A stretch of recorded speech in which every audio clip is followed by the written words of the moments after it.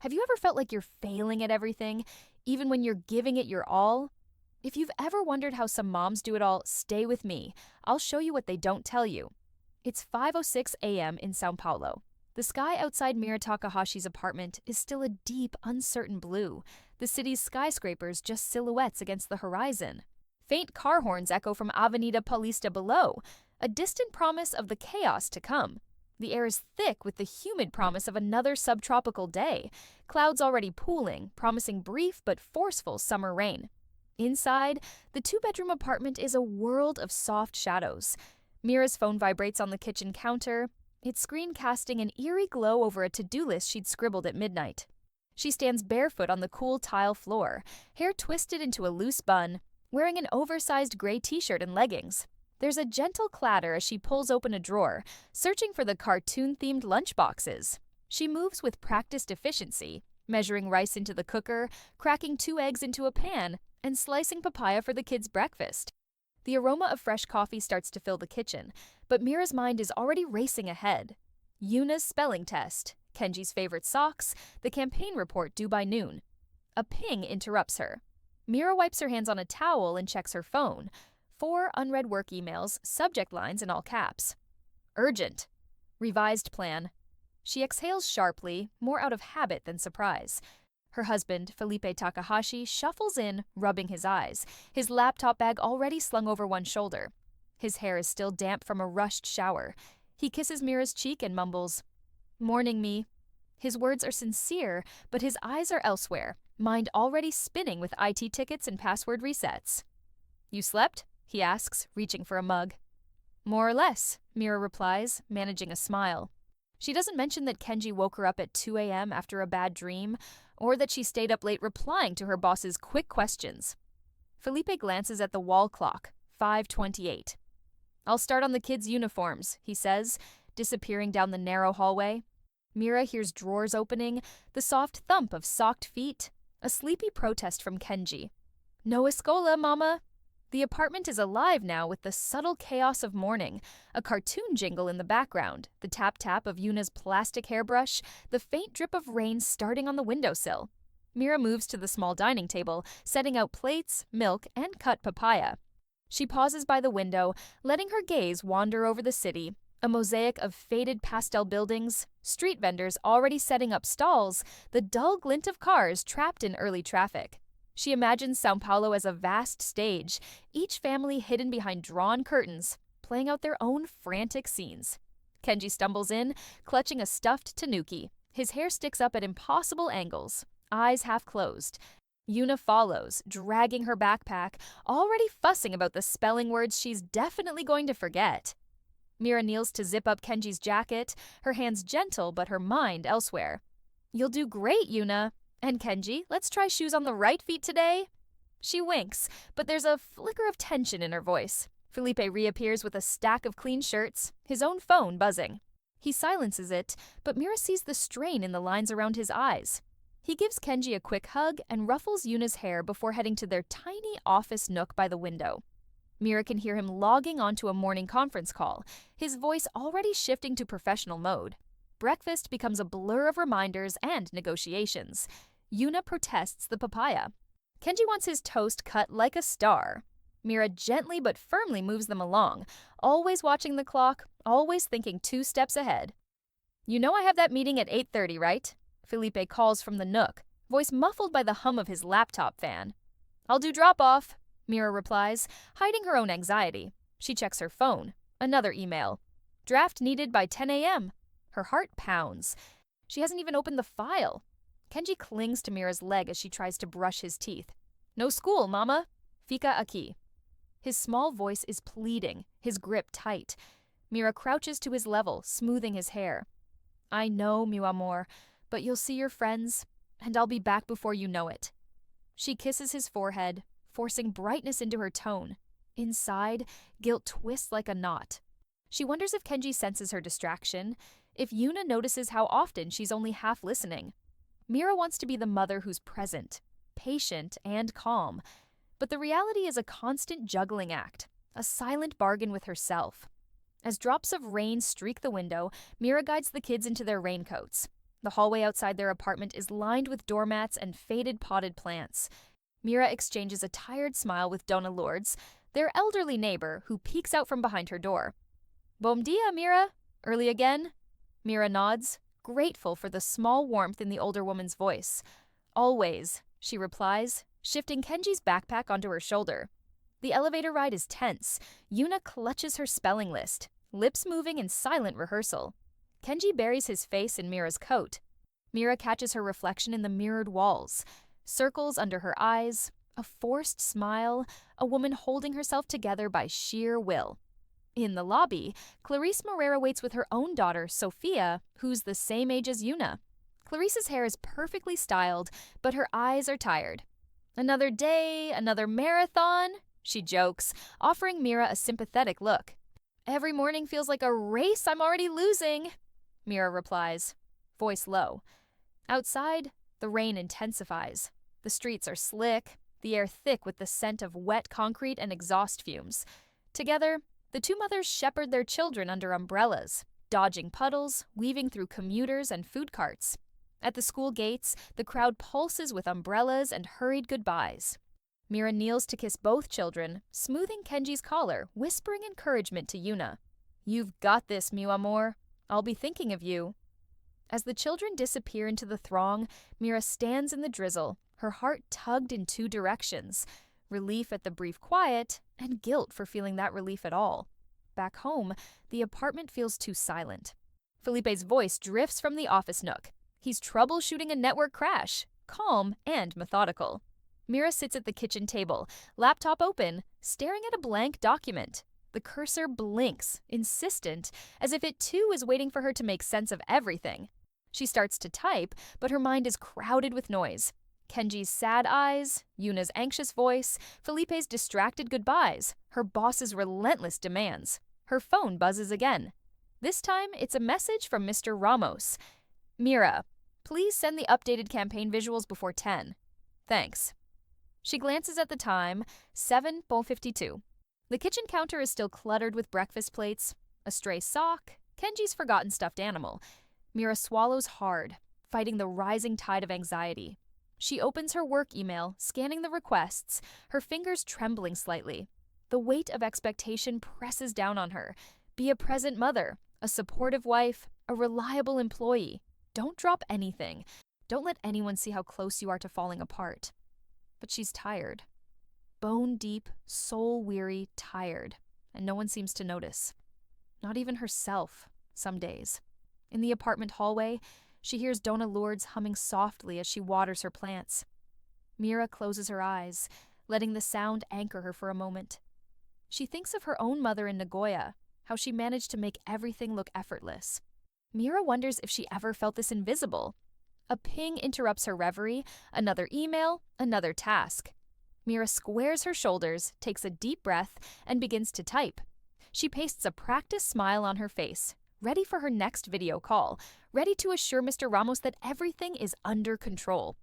But inside, the silent battle rages on. If you've ever felt like you're spinning 1,000 plates and dropping them all, you're not alone.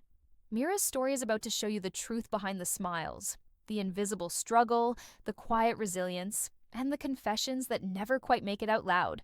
Stay with us. The apartment was quieter than usual as the sun finally made its way over the rooftops, spilling pale light into the kitchen. Mira moved mechanically, pouring cereal for Kenji, cutting apple slices for Yuna, her mind already racing through the lists she'd made and the ones she'd forgotten. She glanced at the clock on the microwave, 7:10 a.m., and tried to calculate how late she was running. Kenji, still in his pajamas, sat cross-legged on the floor, building a precarious tower from juice boxes. Yuna, peering into her bowl, poked at her cereal and frowned. Mira reached for her phone to check her work email, but a small hot hand tugged at her sleeve. "Mama, I don't feel good," Yuna whispered, her eyes shiny and unfocused. Mira knelt, brushing Yuna's hair off her forehead. She was warm, too warm. A surge of worry cut through the morning's mechanical routine. "Did you sleep okay, Yuna?" Mira asked softly. "My throat hurts," Yuna mumbled, shrinking into her chair. Felipe appeared in the doorway, tie askew, eyes already weary. "Everything all right?" he asked, but his voice was thin, distracted. Mira met his gaze, trying to transmit all the words she didn't have time to say. Yuna's not well. I think she has a fever. Kenji looked up, lip trembling. Will she still get to go to the park after school? I don't think so, Kenji. We'll see how she feels later, okay? Mira stroked his hair, trying to soothe him, but she could already sense his disappointment. Felipe checked his phone, sighing. I have to be at the office today. They just called. Emergency server update. I'll try to come home early. He bent down, kissed Yuna's head, squeezed Mira's shoulder, and was gone, leaving a faint whiff of aftershave and the sound of the elevator doors closing. Mira's chest tightened. She stood in the kitchen, her phone vibrating in her hand. A new message from Mr. Ramos. Need you in the office for the strategy meeting at 10. Important. Can you make it? She closed her eyes, breathing in for 4 counts, out for 4. She typed back quickly. Yuna is sick. Might need to work remotely this morning. Can send updates by email. 3 dots flashed, then disappeared. Mr. Ramos's reply was brisk, almost dismissive. I understand, but we really need you here. You can manage, right, Mira? She stared at the screen, the words needling under her skin. You can manage. She thought of Yuna's flushed cheeks, Kenji's anxious eyes, the pile of laundry in the hallway, her own work deadlines. I'll do my best, she wrote, and pressed send. The morning unfolded in a blur of tasks. Mira called the school to excuse Yuna's absence and set Kenji's backpack by the door. She balanced her laptop on the kitchen table, one eye on her inbox and the other on Yuna, who dozed fitfully on the couch with a cool cloth on her forehead. At 8:45, Mira hustled Kenji down the stairs, her free hand smoothing his hair, her voice rehearsing the words she needed for Mr. Ramos. The lobby was already buzzing with neighbors, some in suits, others wrangling strollers or balancing grocery bags. Outside, the street was alive. Delivery scooters weaving between cars, a fruit vendor shouting over the traffic, a dog barking at a passing bus. At the school gate, Mira bent to kiss Kenji goodbye. I'll see you later, okay? Be good for your teacher. He nodded solemnly, clutching her hand for a moment longer than usual before a teacher guided him inside. Mira straightened, rolling her shoulders, trying to shake off the guilt. As she turned to leave, she caught a snippet of conversation between 2 mothers standing by the wall. Honestly, I don't know how these working moms do it. The kids always look so tired. They're never really present, are they? Mira felt the words land like stones in her stomach. She kept walking, head down, but their voices echoed in her mind as she hurried home. Back in the apartment, Yuna whimpered in her sleep. Mira checked her temperature again, slightly lower, but still warm. She set up her laptop at the end of the kitchen table, hoping the Wi-Fi would hold. The scent of chamomile tea drifted from the mug she'd forgotten to drink. Her phone buzzed. A reminder for the meeting with Mr. Ramos. Mira connected her headphones and clicked into the video call, trying to look alert despite the shadows under her eyes. Morning, everyone, Mr. Ramos began, his face pixelated but stern. Let's get started. Mira, did you prepare the social media report? Yes, I have it here, Mira replied, sharing her screen and praying Yuna wouldn't wake up crying in the background. Halfway through her presentation, Mira heard a soft cough. She muted her microphone, darted into the living room to check on Yuna, then hurried back to her laptop. Mr. Ramos's tone sharpened. Mira, we really need your full attention. Can you stay focused, please? I'm sorry, Mr. Ramos. My daughter is sick today, but I'll make sure everything's ready by this afternoon. There was a brief silence. I know it's hard, but everyone's counting on you. Mira nodded, forcing a polite smile. The meeting dragged on, interspersed with emails and Slack messages, each one adding to the weight pressing down on her shoulders. Around noon, Mira heard a knock at the door. She opened it to find Clarice, her neighbor and closest friend, holding a small bag of groceries and a sympathetic smile. I thought you could use these, Clarice said, handing her the bag. And maybe a little break? Mira exhaled, tension easing as she stepped aside to let Clarice in. Yuna woke up, groggy but smiling at the sight of her Auntie Clarice. As Clarice sliced apples for Yuna and helped Mira tidy the kitchen, she shared her own morning, a forgotten lunchbox, a last-minute work call, a meltdown at the playground. Sometimes I feel like I'm running in circles, Clarice admitted, wiping her hands on a dish towel. And still, there's always something left undone. Mira nodded, grateful for the honesty. I keep thinking if I just try harder, I'll catch up. But the list never ends. Clarice laughed gently. Of course not. We're not robots. Listen. She leaned closer, lowering her voice. You need to carve out even 5 minutes for yourself. A quick walk, a cup of tea, breathing by the window, anything. Mira shook her head, half smiling. It sounds impossible. Start small, Clarice insisted, and stop listening to those judgmental gossips at the gate. They don't know your story. Later, as Mira cradled a dozing Yuna on the sofa, she scrolled through photos on her phone. Kenji's first day of school, Yuna's toothless grin, late-night selfies with Felipe. A wave of longing washed over her, for a pause, for a chance to be fully present, for someone to see how hard she was trying. Her phone chimed again. Mr. Ramos. Don't forget the campaign summary by 16C. Thanks. Mira closed her eyes, feeling the day slip through her fingers. She wondered if she'd ever be enough for her children, her husband, her job, herself. The apartment filled with afternoon light, golden and forgiving. Mira looked at the camera, her voice soft but steady. Have you ever felt pulled in too many directions? Like no matter how hard you work, it's never enough? If you have, you're not alone. Comment below and subscribe for the next part. Your story matters too. Outside, the city pulsed with life. Inside, Mira gathered herself for the next round. School pickup, dinner, another work email, another bedtime story read with tired eyes. The battle continued.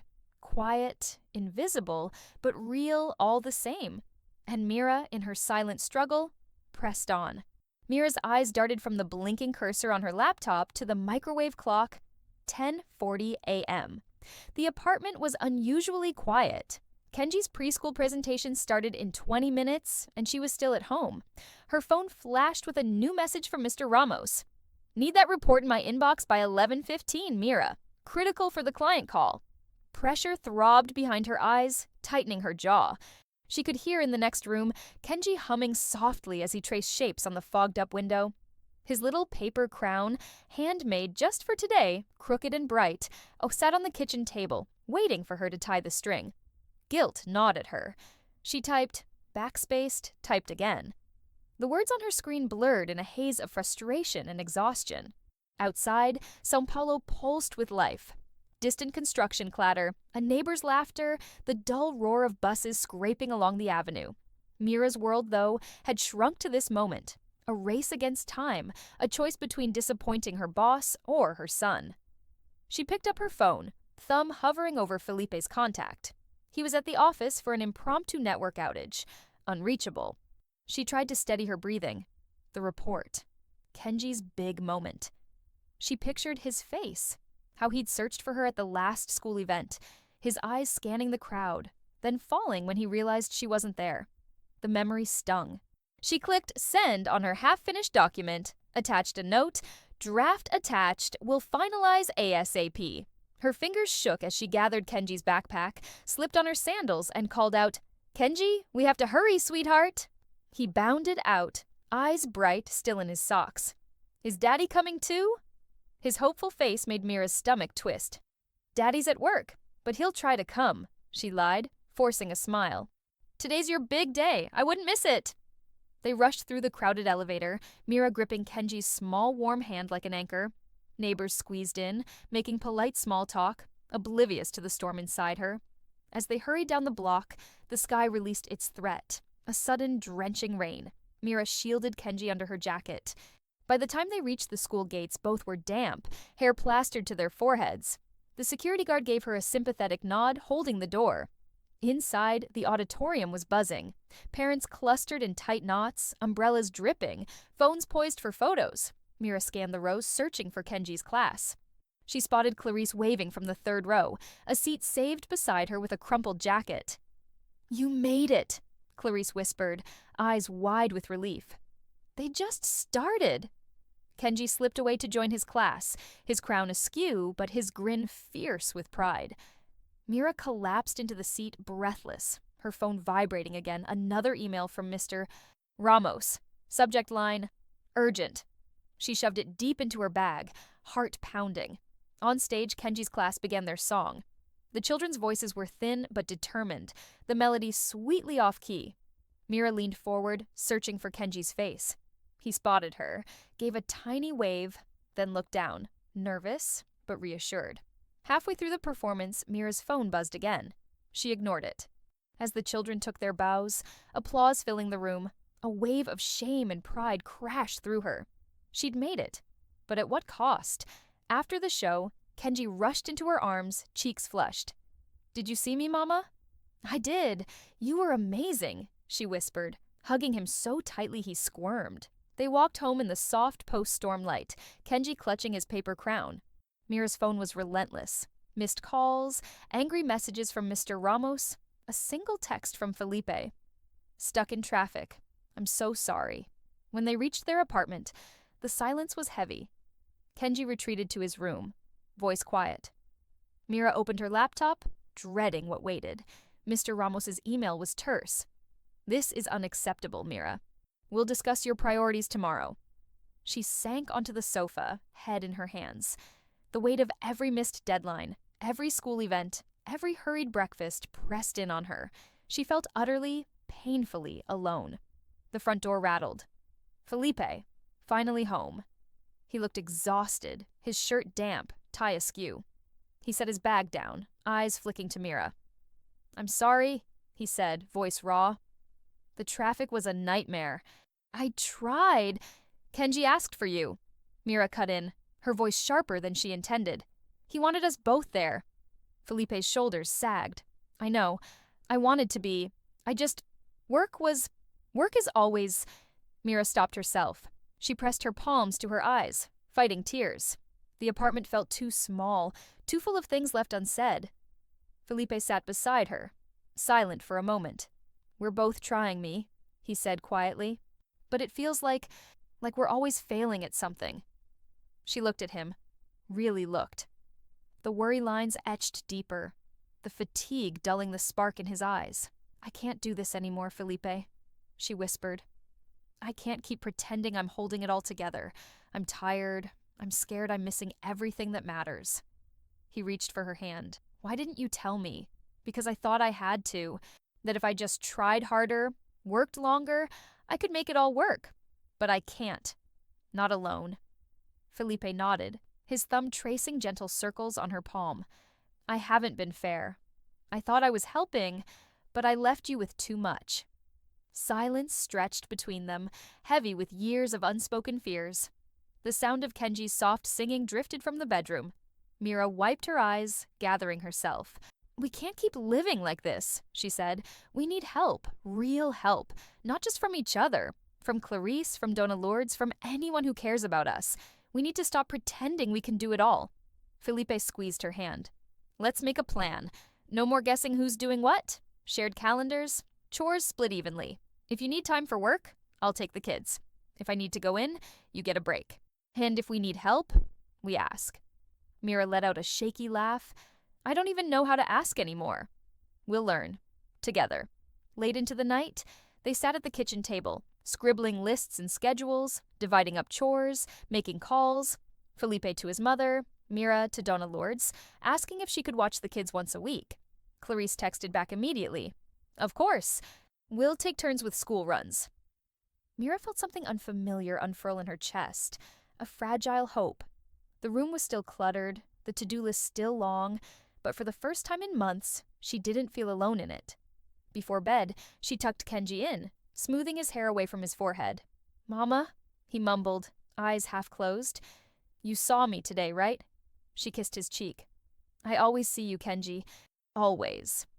In the quiet darkness, Mira lay beside Felipe, listening to the city's night music through their open window. She thought about all the times she'd tried to be everything for everyone, how impossible, how lonely it had felt. Now, with Felipe's arm draped across her waist, she realized the truth she'd been too afraid to admit. Nobody does it alone. Not really. And asking for help wasn't weakness. It was the beginning of something stronger. The silent battle wasn't over, but for the first time, Mira felt she might actually win. The morning light in São Paulo is different now. Mira stands by the window of her apartment, watching the city breathe into life, a patchwork of sunlight and rain clouds painting the skyline gold and gray. There's a rare hush in the kitchen, broken only by the faint hum of the refrigerator and the laughter of children in the courtyard below. Mira lets herself breathe, really breathe, for the first time in weeks. She glances at her phone, 7:15 a.m., and for once, she's not scrambling. The lunches are packed, Yuna's hair is braided, Kenji has his favorite dinosaur socks. Mira's heart still races, but it's steadier. The familiar drum of a woman who has learned to steady herself, even as the world pulls her in every direction. The changes didn't happen overnight. After that difficult night, when words had spilled out like rain on the balcony, when Felipe finally saw the exhaustion behind Mira's practiced smile, they made a pact. It wasn't grand or dramatic, just a quiet promise. Things would be different, starting with the little things. Felipe, true to his word, took charge of the calendar. Their phones ping in unison now, gentle reminders of ballet recitals and dentist appointments, days when one will need to leave work early or the other will take over bedtime stories. The invisible burden Mira once shouldered alone is now distributed imperfectly but honestly between them. At work, Mira did the hardest thing of all. She spoke up. One Tuesday morning, after submitting a campaign draft, she asked Mr. Ramos for a brief meeting. Her hands trembled, but her voice was clear. "I need to leave on time this Friday for my son's presentation. I'll have the report to you by noon. But after that, I'll be offline." Mr. Ramos blinked in surprise. There was an awkward silence. Mira's mind raced with everything she feared. Judgment, disappointment, another mark against her. But instead, Mr. Ramos nodded, his tone softer than she'd expected. "We'll make it work, Mira. Thank you for letting me know." Mira left his office feeling 10 kilos lighter. She realized then that some burdens she carried were ones she never needed to bear alone. At home, the rhythm of their days began to change. It wasn't seamless. There were still mornings when Kenji refused to wear shoes, or evenings when Yuna's homework led to tears. There were late-night emails, dirty dishes, and the ever-present hum of guilt. But now, Mira allowed herself moments of grace. 10 minutes on the balcony with tea, a podcast in her ears, the city glittering around her. Clarice, her friend and neighbor, noticed the change first. "You look lighter," she said one afternoon as they watched their kids play in the little park. Mira smiled, unsure of how to explain the invisible work behind that lightness. The conversations, the boundaries, the shifting of tasks and expectations. "It's not easier," Mira replied, "but it's less lonely." One rainy Saturday, Mira found herself in Donna Lourdes' kitchen, sipping thick coffee as the old woman pressed a plate of pão de queijo into her hands. They talked about nothing and everything: recipes, weather, the stubbornness of men. "You know, Carita," Donna Lourdes said, "it takes courage to ask for help. Most people think strength is doing it all alone. I think strength is knowing when not to." Mira let those words settle. She realized she'd built her life on silent endurance, believing her worth was measured by how much she could manage without faltering. But now, she saw strength in vulnerability, in asking Felipe to share the load, in telling her boss what she needed, in accepting Clarice's offer to pick up Yuna from school once a week. One Thursday evening, as thunder rolled across the sky, Mira gathered her family around the dinner table. The air was thick with the scent of soy sauce and fresh ginger. Yuna chattered about a science project. Kenji showed off a paper hat he'd made at preschool. Felipe reached for Mira's hand beneath the table, a small gesture that warmed her more than any cup of tea. "Can I tell you all something?" Mira said, her voice soft but steady. The family looked up. Forks paused midair. "I used to think that being a good mom, a good wife, meant never letting anyone see me struggle. But I was wrong. We're strongest when we help each other, when we talk, when we share. I'm really proud of us for being a team." Felipe squeezed her hand. The kids, not fully understanding, smiled anyway, swept up in the gentle current of their parents' peace. That weekend, Kenji had another presentation at school. This time, Mira and Felipe both stood in the front row, applauding as their son sang off key and beamed with pride. Mira caught Yuna's eye across the room and winked. In that moment, the endless balancing act, the guilt, the exhaustion, the fear of not being enough, felt lighter, almost manageable. Afterwards, as they walked home in the drizzle, Mira let Kenji jump in the puddles. She watched Yuna skip ahead, her laughter echoing against the apartment blocks. Felipe carried the backpacks, umbrella tilted just enough to shield them both. Back at home, as Mira tucked her children into bed, Kenji looked up at her, drowsy and content. "Mama, you came. You always come." Tears pricked her eyes, but she smiled. "I always will." She turned out the light and closed their door, pausing in the hallway. The apartment was quiet, the city's heartbeat muffled by rain. Mira walked to the living room and sat down, feeling the weight of her journey. The silent battles, the small victories, the courage it took just to ask for help. She realized her silent confession had become her greatest strength. Not that she could do it all, but that she no longer had to. Now, as she looks out at the city, Mira knows her story is far from over. There will be new challenges, new moments of doubt, but also new joys. She's learned that perfection is a myth, that asking for help is a gift, and that love, messy, imperfect, everyday love, is enough. And maybe, just maybe, you see a bit of yourself in Mira's story. Maybe you're a parent, a partner, a friend, juggling more than anyone knows, whispering silent confessions into the night. If you are, Mira would want you to know you're not alone, and your story matters. So, what about you? Have you ever faced a silent battle that no one else could see? What helped you through? Share your story in the comments. Your words might be the encouragement someone else needs right now. If Mira's journey resonated with you, please hit the like button, subscribe to the channel, and turn on notifications so you don't miss the next story. Every voice counts, every story matters, and together we're stronger than we think. Thank you for being here. Until next time, remember, you don't have to do it all, and you never have to do it alone.